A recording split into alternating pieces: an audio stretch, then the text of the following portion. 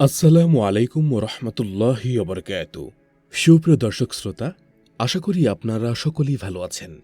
পবিত্র কোরআনে আল্লাহ তাআলা ইয়েমেনের এক ক্ষমতাধর নারীর গল্প বলেছেন। বিলকিস নামের এই নারী আল্লাহর নবী হজরত সুলাইমান আলাইহিস সালামের যুগে ইয়েমেন ও আশেপাশের বিস্তীর্ণ অঞ্চল শাসন করতেন। আল্লাহ তাআলা বিলকিসের সাম্রাজ্যের কথা সুলাইমান আলাইহিস সালামের অগোচরে রেখেছিলেন।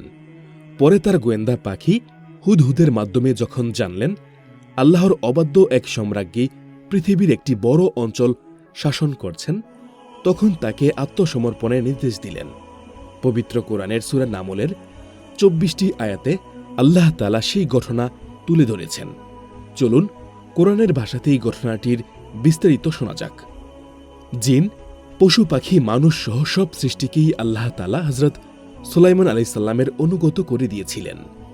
একদিন তিনি বিশাল বাহিনী নিয়ে কোথাও যাচ্ছিলেন। সঙ্গে ছিল সুলাইমান আলাইহিস সালামের গোয়েন্দার কাজে আঞ্জাম দেওয়া হুদহুদ পাখিও। পথে সুলাইমান আলাইহিস সালাম পাখিদের খোঁজ নিতে গেলে হুদহুদকে অনুপস্থিত দেখলেন। অন্যদের জিজ্ঞেস করলেন, কি ব্যাপার, হুদহুদকে দেখছি না কেন, নাকি সে নাই? অনুমতি ছাড়া অনুপস্থিত থাকা অপরাধের অন্তর্ভুক্ত। তাই সুলাইমান আলাইহিস সালাম বললেন, তাকে কঠিনতম শাস্তি দেব, অথবা তাকে হত্যাই করব, অথবা সে অবশ্যই আমাকে অনুপস্থিতির উপযুক্ত কারণ দেখাবে। একটু পরেই হুদহুদ ফিরে এলো। এসে বলল, আমি এমন কিছু তথ্য পেয়েছি যা আপনার কাছে নেই। ইয়েমেনের সাবা থেকে আমি নিশ্চিত খবর নিয়ে এসেছি। সেখানে দেখলাম এক নারী রাজত্ব করছেন এবং তাকে সবই দেওয়া হয়েছে। তার বিরাট সিংহাসন রয়েছে। হুদহুদ আরো বলে, এটুকুই নয়, আরও দেখলাম তিনি ও তার প্রজারা আল্লাহকে বাদ দিয়ে সূর্যকে সেজদা করছেন। শয়তান এই কাজকে তাদের সামনে সুন্দরভাবে উপস্থাপন করেছে এবং হেদায়েতের পথ থেকে বিরত রেখেছে, ফলে তারা হেদায়েত পায়নি। এমন তথ্য শুনে সুলাইমান আলাইহিস সালাম অবাক হলেন এবং বললেন, দেখি তুমি সত্য বলেছ না মিথ্যা বলছ। রানী বিলকিসকে আল্লাহর বিধানের কাছে আত্মসমর্পণের নির্দেশ দিয়ে সুলাইমান আলাইহিস সালাম একটি চিঠি লিখলেন। হুদহুদকে সুলাইমান আলাইহিস সালাম বললেন, আমার এই চিঠি নিয়ে গিয়ে তাদের দাও। এরপর তাদের কাছ থেকে একটু দূরে সরে দেখো তাদের প্রতিক্রিয়া কি। হুদহুদ গিয়ে তাই করল। চিঠি পেয়ে বিলকিস মন্ত্রিসভার বৈঠক ডাকলেন এবং চিঠির বাক্স তাদের সামনে তুলে ধরলেন। বললেন, সভাসদগণ, এই দেখেন, আমাকে সুলাইমানের পক্ষ থেকে মোহরাঙ্কিত পত্র দেওয়া হয়েছে। তাতে লেখা আছে, অসীম দাতা অতি দয়ালু আল্লাহর নামে শুরু করছি। আমার প্রতি উদ্যত হইও না, অনুগত হয়ে আমার কাছে হাজির হও। মন্ত্রীদের কাছে পরামর্শ চেয়ে বিলকিস বললেন, হে সভাসদগণ, আমার কর্তব্য সম্পর্কে সিদ্ধান্ত দিন। আপনাদের ছাড়া আমি কোনো বিষয়ের সিদ্ধান্ত নেইনি। মন্ত্রীরা বললেন, আমাদের শক্তি আছে এবং আমরা কঠোর যোদ্ধাও, তবে সিদ্ধান্ত নেওয়ার ক্ষমতা আপনারই, কাজেই আপনি কি আদেশ করবেন ভেবে দেখুন। বিলকিস হামলার আশঙ্কা প্রকাশ করে বললেন, রাজারা যখন কোনো জনপদে ঢোকে তখন বিপর্যয় ডেকে আনে এবং সেখানকার সম্মানিত ব্যক্তিদের অপমান করে ছাড়ে। এরাও তাই করবে। শান্তি চুক্তি করে আত্মসমর্পণ এড়ানোর ফন্দি আটেন বিলকিস। সুলাইমান আলাইহিস সালামের কাছে উপহার পাঠানোর সিদ্ধান্ত নিলেন। মন্ত্রীদের বললেন, আমি তার কাছে উপহার পাঠাচ্ছি, দেখি দূতেরা কি জবাব নিয়ে আসে। বিলকিসের প্রতিনিধি দল সুলাইমান আলাইহিস সালামের দরবারে এলে তিনি বললেন, তোমরা কি আমাকে অর্থ সম্পদ দিয়ে সাহায্য করতে এসেছ? আল্লাহ আমাকে যা দিয়েছেন তা তোমাদের যা দিয়েছেন তার চেয়েও উত্তম। তোমরা বরং তোমাদের উপহার নিয়েই আনন্দ করো।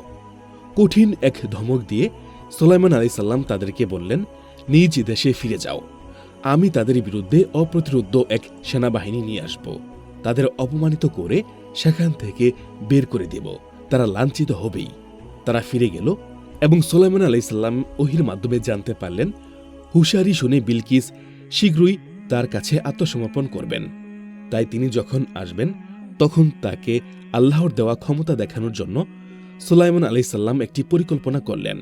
সভাসদকে ডেকে বললেন, হে সভাসদগণ, তারা আমার কাছে আত্মসমর্পণ করে আসার আগেই তোমাদেরকে তার সিংহাসন আমার কাছে নিয়ে আসবে। এক শক্তিশালী জিন বললেন, আপনি আপনার জায়গা থেকে ওঠার আগেই আমি তা আপনার কাছে এনে দিব। এই কাজে আমি অবশ্যই ক্ষমতার অধিকারী ও আস্থাভাজন। ঐশী জ্ঞানের অধিকারী এক আলেম বলেন, আপনার পলক ফেলার আগেই তা আপনার কাছে এনে দিব। যেই কথা সেই কাজ। মুহূর্তেই তিনি বিলকিসের বিরাট সিংহাসন সুলাইমান আলাইহিস সালামের সামনে হাজির করে দিলেন এবং আল্লাহর প্রতি বিশেষ কৃতজ্ঞতা জানালেন। বিলকিস যেভাবে আত্মসমর্পণ করেন নিজের সিংহাসন সুলাইমান আলাইহিস সালামের দরবারে দেখে বিলকিস নিশ্চয়ই অবাক হবেন এবং আল্লাহ প্রদত্ত ক্ষমতা দেখে তাকে নবী হিসেবে মেনে নিয়ে আনুগত্য করবেন। তাই তাকে পরীক্ষা করার জন্য সুলাইমান আলাইহিস সালাম কিছু নির্দেশনা দিলেন। বললেন, তার সিংহাসনের ধরন পাল্টে দাও, এরপর দেখি সে সত্য পথের দিশা পায় নাকি যারা পথের দিশা পায় না তাদের অন্তর্ভুক্ত হয়। বিলকিস আত্মসমর্পণের জন্যই এলেন। তাকে সিংহাসনটি দেখিয়ে জিজ্ঞেস করা হলো, এটি কি আপনার সিংহাসন? তিনি বললেন, তাই তো মনে হয়।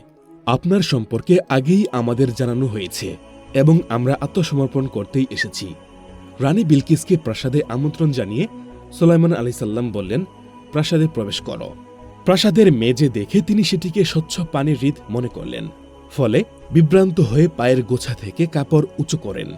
তখন সুলাইমান আলাইহিস সালাম বললেন, এ স্বচ্ছ কাচের প্রাসাদ।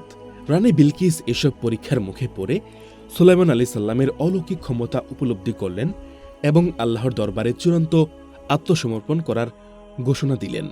বললেন, হে আমার প্রতিপালক, আমি অবশ্যই নিজের প্রতি জুলুম করেছি। আমি সুলাইমানের সঙ্গে বিশ্বজগতের প্রতিপালক আল্লাহর কাছে আত্মসমর্পণ করছি। প্রিয় দর্শক, এই গল্পের মূল শিক্ষা হল, পৃথিবীতে আপনি যত ক্ষমতাধরী হন, মহান আল্লাহর দরবারে নিঃশর্ত আত্মসমর্পণই পারে আপনার পরকালীন সাফল্য নিশ্চিত করতে।